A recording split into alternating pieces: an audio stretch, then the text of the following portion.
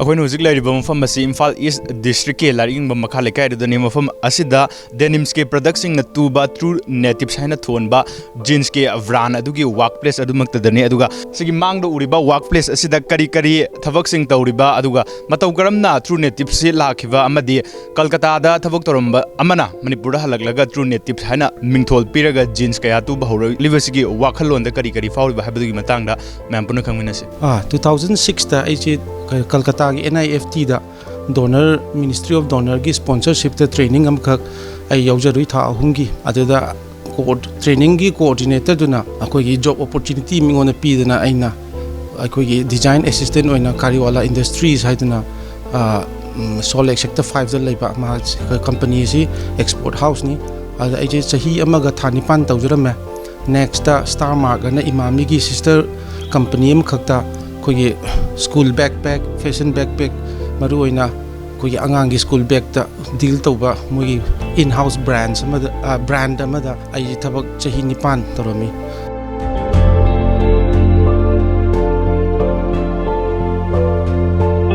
अदुगा designing दुदा आइना मोगी दरकार लेबगी मतुगिना आई ग्राफिक डिजाइनिंग बो आइना तौखी अदुबु चही दु कुइना तौरकपा देन आई चही कसुम येंगनरपदा प्राइवेट फर्म दा तौबा जिमक्तबु आई सिक्योर कसु लेतबनिना आइना सुम तौथरुदरगसु इरमदम दा हल्लगा इरमदम गे ओहौबा कइनोमा तौबदी फै हाइदना आइना खलकपदगी सिगी डेनिम आइगी ट्रू नेटिव सिगी आइगे कइनोसे वाखलोनजे थोलखिबनी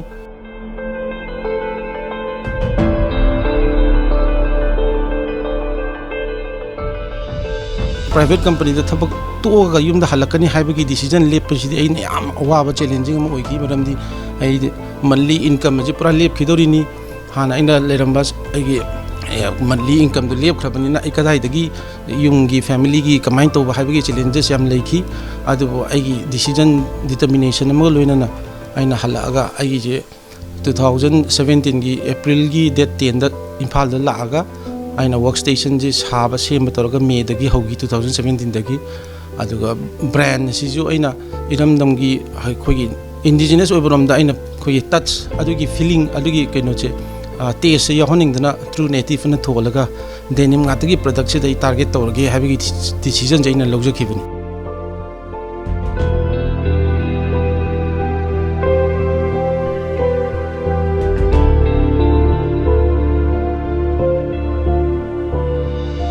लाइबुक फबदगी आई थबक से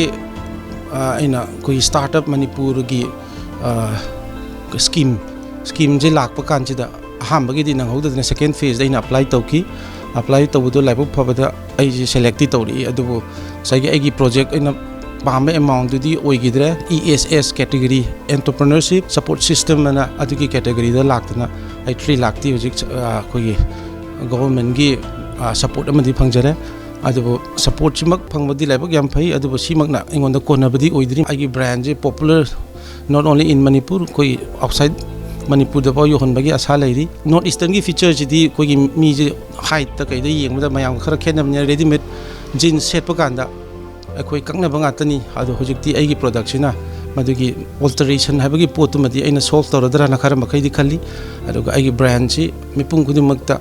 हाइतारे मी की सपोर्ट तौबिनबाजो आइना रिक्वेस्ट तौजरी आरो ओइरिबा ब्रांड जिमक्ती इरमदमगी इंडिजिनसली पुथोकपा पोती ओइरनी इरमदमदा लेरिबा इसिनाव खोइ किबिंगना सिगी सपोर्ट पिबियु मयामगी सपोर्ट याउद्रगदी आइना पांबा गातनजु ओइदबनिना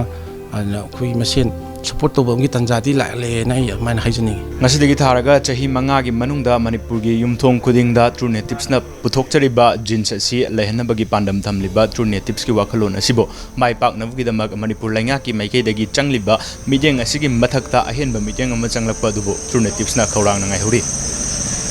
कैमरा पर्सन लोयागा लोइना पाउदमजरिबा याइफुबा मैतै खरिबम टाइम्स ऑफ मणिपुर खुराई लाइरिगिंगबम मखा लेखाई।